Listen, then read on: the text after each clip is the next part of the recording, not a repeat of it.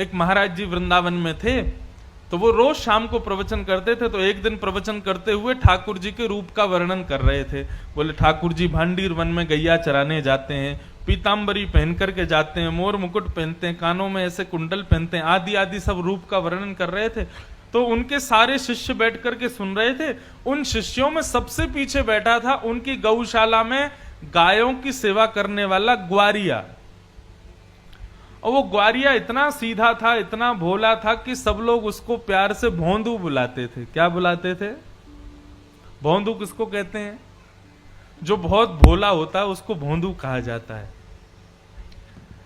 तो गुरुदेव तो प्रवचन करते थे, लेकिन भोंदू जो था ना, उसको ऐसा लगता था कि गुरुजी कोई 2-3 हजार साल पुरानी कथा नहीं सुना रहे हैं, शायद रोज ऐसी लीला होती है वृंदावन में और गुरुजी हमारे उसी को सुना रहे हैं। आज जब गुरुजी ने बताया कि भांडीर वन में ठाकुर जी गैया चराने के लिए जाते हैं, भोंदू ने जैसे ही सुना, सुन करके भोंदू को लगा मैं भी तो भांडीर वन जाता हूं गैया चराने। अरे उसी भांडीर वन में मैं भी गैया चराने जाता हूं और गुरुजी बता रहे हैं उसी भांडीर वन में ठाकुर जी गैया चराते हैं, लेकिन मुझको तो कभी दिखे नहीं।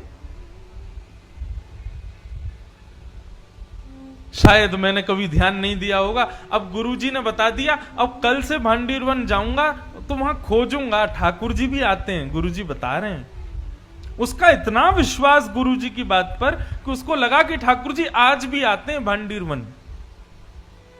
अगले दिन गैया चराने के लिए भांडीर वन गया, तो भांडीर वन में गैया सब घूमने लगी और वो यत्र तत्र सर्वत्र वृक्षों के नीचे, सघन कुंजों में, जंगलों में जाके ठाकुर जी को खोजने लगा।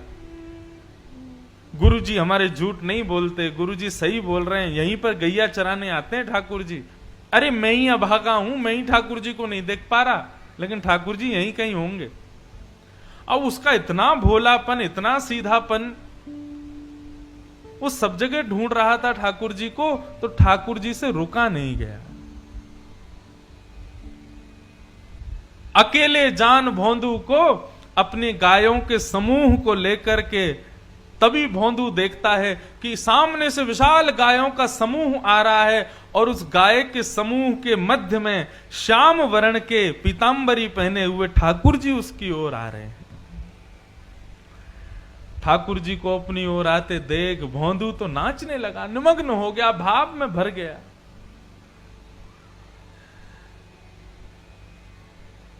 कटाक्ष नेत्र ठाकुर जी के, सुंदर कपोल, मधुर मुस्कान, घुंघराले केश, मोर मुकुट सिर पर, पीतांबरी पहने हुए, चंदन की सुगंधी महकते हुए ठाकुर जी गैया चराते हुए आ रहे हैं। भोंदू ने जैसे ही उसको देखा निमग्न हो गया। ठाकुर जी आकर के भोंदू के पास बैठ गए। अब भोंदू और ठाकुर जी दोनों एक दूसरे को देखें। भोंदू बोला, आप वही श्याम सुंदर हो ना जिनके बारे में हमारे गुरुजी सुनाते हैं? ठाकुर जी बोले, हाँ हम वही श्याम सुंदर हैं। बोले, अच्छा, हमारे गुरुजी आपके रूप का वर्णन करते हैं तो लगता है आप कितने सुंदर होंगे, लेकिन आज आपको देख करके ऐसा लग रहा है कि हमारे गुरुजी जो बताते हैं उससे लाख गुना ज्यादा सुंदर हो आप। बड़े प्यारे हो ठाकुर जी। ठाकुर जी बोले, अब केवल बात ही बनाते रहोगे, कुछ खिलाओगे पिलाओगे भी हमको? भोंदू बोला, आप मेरे हाथ का खाओगे? बोले, हाँ हाँ हम खाएंगे, तुम खिलाओ। तो भोंदू पोटली में बांध के 2-4 रोटी ले गया था, ठाकुर जी के सामने प्रस्तुत कर दी। ठाकुर जी ने प्रेम से पाया। अब सारी रोटी भोंदू की खा गए और फिर भोंदू से बोले, और खिलाओ। भोंदू बोला, ये मैं तो 2 ही रोटी लाया था, इससे ज्यादा मैं खाता नहीं हूं। ठाकुर जी बोले, कल से और रोटी लाना, हमको भूख लगती है। और ठाकुर जी अपनी गैया लेके चले गए, भोंदू अपनी गैया लेके चला गया। भोंदू को लगा ठाकुर जी ऐसे ही आते हैं, सबसे मिलते हैं, वो तो मेरा ही दुर्भाग्य था जो इतने साल बाद मुझको मिले। भोंदू ने आकर के किसी को कुछ नहीं बताया, उसने गुरुजी से भी कोई चर्चा नहीं की।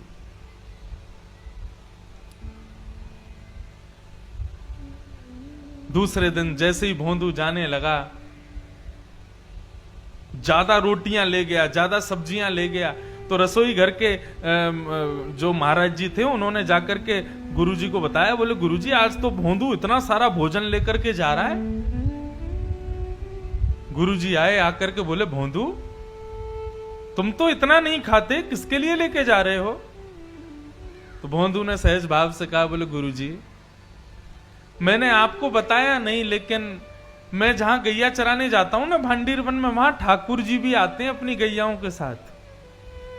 कल आए थे, मेरे से रोटी मांग रहे थे तो मैंने 2 रोटी खिला दी, तो ठाकुर जी को कम लगी इसलिए मैं ज्यादा लेके जा रहा हूं। तो ये ज्यादा पुरानी नहीं, 60-70 वर्ष पुरानी बात है। गुरुजी बोले भोंदू कौन आता है भांडीर वन में? बोले ठाकुर जी आते हैं। बोले कौन से ठाकुर जी? बोले वही ठाकुर जी जिनकी आप कथा सुनाते हो। गुरुजी बोले सच में ठाकुर जी आते हैं? बोले हाँ। अच्छा बता तो सही कैसे दिखते हैं वो?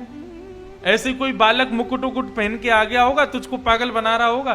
बोले नहीं गुरुजी मैं बताता हूं ना, बिल्कुल कमल जैसे उनके नेत्र हैं, जब वो मुस्कुराते हैं तो ऐसा लगता है मोतियों जैसे उनके दांत हैं, कानों में ऐसा कुंडल पहनते हैं, और गुरुजी सबसे बड़ी बात वे जब चलते हैं ना तो वो बाकी अदा से चलते हैं, और उनके पैर जब पृथ्वी पर पड़ते हैं ना, उसके बाद जब जैसे ही पैर हटाते हैं तो पृथ्वी पर एक अद्भुत सी सुगंधी सी उगने लगती है, एक अद्भुत सा दृश्य प्रकट हो जाता है पृथ्वी पर। पीली पीतांबरी पहनते हैं, चंदन की सुगंधी आती है, गुरुजी बहुत सुंदर लगते हैं ठाकुर जी। बंधुओं, जो सीधे लोग होते हैं ना वो झूठ नहीं बोलते, चतुर लोग झूठ बोलते हैं। गुरुजी ने मन में विचार किया, कोई और मुझसे कहता तो मैं मानता नहीं, लेकिन भोंदू इतना सीधा है, ये झूठ नहीं बोल सकता। भोंदू के मुख से ठाकुर जी के बारे में सुनकर के गुरुजी के नेत्र सजल हो गए, और वे कहने लगे भोंदू आज ठाकुर जी आएंगे मिलने के लिए? बोले हाँ आएंगे गुरुजी। तो बोले आज जब ठाकुर जी आए ना तो ठाकुर जी से कहना कि तुम्हारे गुरुजी ने उनको बुलाया, उनको यहां लेकर के आना, यदि आ जाएं तो। बोले अरे गुरुजी मैं लेके आऊं उनको? बोले हाँ तुम लेके आना। अब भोंदू को यहां भी ये लग रहा है कि गुरुकुल में इतने सारे चेले पढ़ते हैं गुरुजी के, मेरे से भी ज्यादा विद्वान चेले रहते हैं, गुरुजी किसी को भी कह सकते थे कि ठाकुर जी को ले आओ, लेकिन मुझसे ही क्यों कहा? उसको अब भी ये विश्वास नहीं हो रहा कि ठाकुर जी केवल उसी से मिलते हैं। उसको लगा सबसे ही मिलते होंगे, लेकिन गुरुजी ने मेरे को योग्य जान के मुझसे कहा कि ठाकुर जी को लेके आना। भोंदू तो नाचता गाता हुआ पहुंच गया भांडीर वन। जैसे ही ठाकुर जी आए, ठाकुर जी आके बोले अरे भैया भोंदू जल्दी रोटी खिला। अब भोंदू तो तैयारी करने लगा, पत्तल में रोटी रखने लगा, गुड़ रखने लगा, अचार रखने लगा, दही रखने लगा, और रखते रखते बोलने लगा ठाकुर जी आज एक प्रार्थना करूं? बोले हाँ बोलो। बोले हमारे गुरुजी आपसे मिलना चाहते हैं, आप हमारे साथ आज हमारे गुरुकुल चलोगे? ठाकुर जी बोले देख हम तेरे सखा हैं, तेरे मित्र हैं, तेरे गुरुजी से हमको कोई मतलब नहीं है, तुझसे मिलेंगे, तेरे संग बैठेंगे, तेरे संग खाएंगे, तेरे संग रहेंगे, लेकिन गुरुजी से नहीं मिलेंगे हम।